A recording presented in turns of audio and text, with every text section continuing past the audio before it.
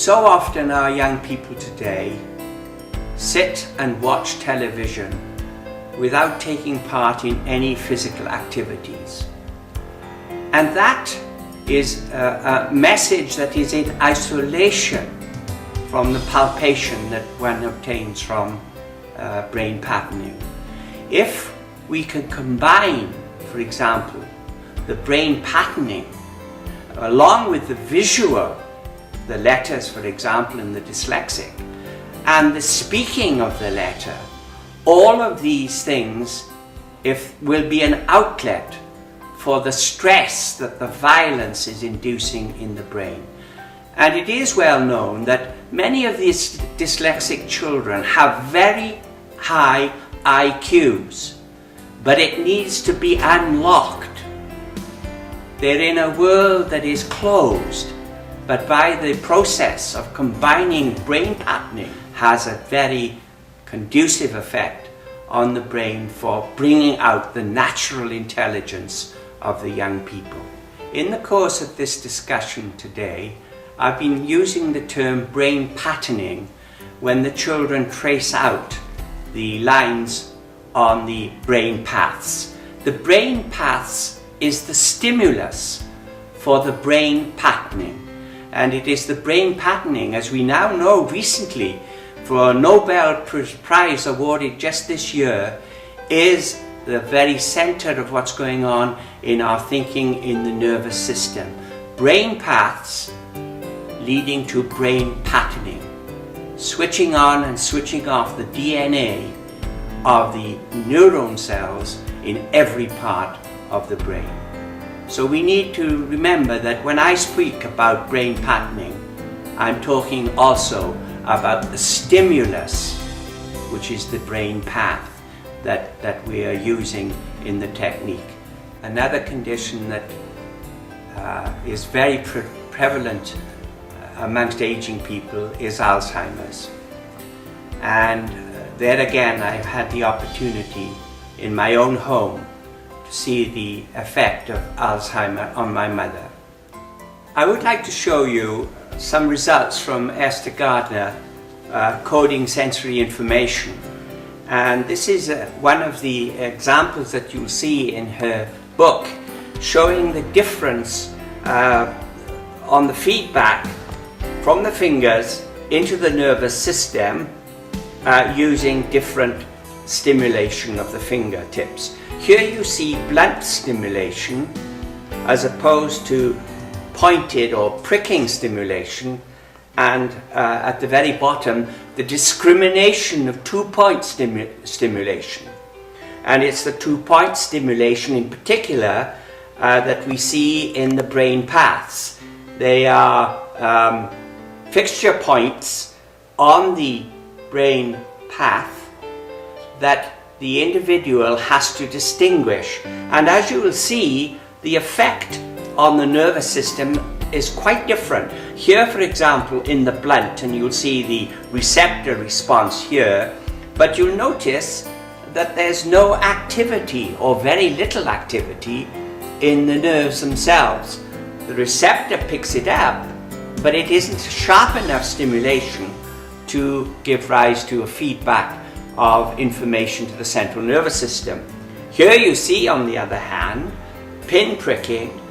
Again, you see the pattern of the receptor site stimulation, but here is the actual activation of electronic potentials, action potentials in the nerve fibers. That's so much more active than the one at the top. And finally, when the individual has to distinguish between two-point stimulation, then there is tremendous activity put into the nervous system. Here you see the wedge shape of the receptor stimulation, but there is rapid firing of a number of these receptor sites all the time, signaling to the central nervous system so that it can distinguish the distances. That's the brain, distinguishes the distance between the 2 points that you have on the brain paths. Exactly the same principle, but incorporated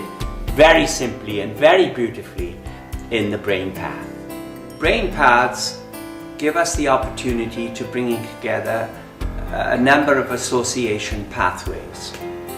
And one association pathway that occurs to me at this moment is combination of singing, music, action, and using your fingers to express the sounds and the music that you are recording.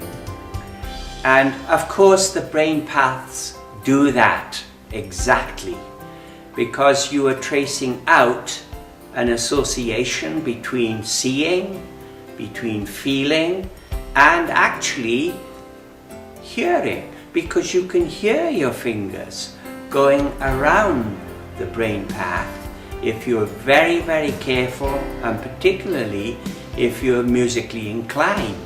In fact, that frequency is how a tape recording works, really. It sets up a vibration that is music. So you see, with the brain paths, you have the opportunity of combining several senses.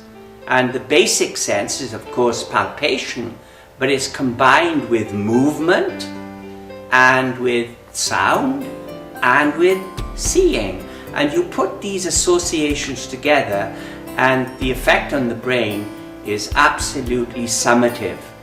Instead of just, you say that the whole is greater than the sum of the parts, because you're bringing in a whole variety of stimuli into that single process of tracing around the brain path. What a wonderful opportunity for children, for Alzheimer's, for aging individuals who are beginning to lose short-term memory. Singing, music combined with activity. My dear old grandmother, who lived to 95 years of age, used to combine all of those. I can remember singing just a song at twilight, while she would be crocheting with her fingers and with the crochet and doing the most incredibly elaborate formations in a crochet. And I'm convinced that she lived so well and so intellectually bright right to the end, because of bringing together the use of her fingers, the use of her voice, the use of seeing, vision, and has combined all those together. This is what the brain path will do for you. I think we all know that cerebrovascular accident or stroke is very debilitating for patients, and there are those patients that progress very, very quickly, while others are much slower. And what I want to pass to you now is that brain paths in combination with activities can improve the stroke patient. The stroke patient has an area of the brain that has lost its blood supply, either because of emboli, which can be even air or blood clots, or even a constriction in an artery can deprive a portion of the brain of blood and oxygen. However, if one stimulates the nervous system as by brain paths, we now know that new nerves can grow into the area of stroke. Similarly with myocardial infarction, where the heart stops because, or a portion of the heart ceases to function because of cutting off the blood supply. But it's well known that the end arteries, both in the brain and in the heart, can open up again with stimulation. And what I want to impress is a friend of mine who had a very serious stroke, happened to be a musician, beautiful musician. And the incredible thing was that as he continued to combine his music, his playing of the piano, along with vocalization, his recovery was tremendous. So here we see another area where brain paths can assist in the recovery process of a stroke patient. In my functions as a physician, I've had the opportunity of visiting retirement homes and assisted living, and I've been very impressed with the difference between the patient that is vegetating without any activities, without any promotion of stimulation, simply melting away, as compared with the individual who finds something to do. It may be moving pieces across a board, or as in chess or drafts, but the very activity of combining movements with tracing and intellectual processing is a very vital, and I'd like to see that incorporated much more into our nursing homes. We seem to put these people away and forget about them. On the contrary, what I'm trying to say here today is that we can promote their healing, and we can make their last few years of their lives a vital activity, one that will switch on the brain, switch on the heart, switch on the whole individual. Yes, we have a tremendous opportunity to do that, and I think the nursing home is a place that we should perhaps look for the opportunity to practice what we preach. And so I would challenge the hospitals and those who run the assisted living to engage the patients in activity along the lines that I've tried to promote: singing, recitation, movements of the lips, of the tongues, of the fingertips. All of these together can promote an active brain as opposed to a dying brain. I challenge you to do that.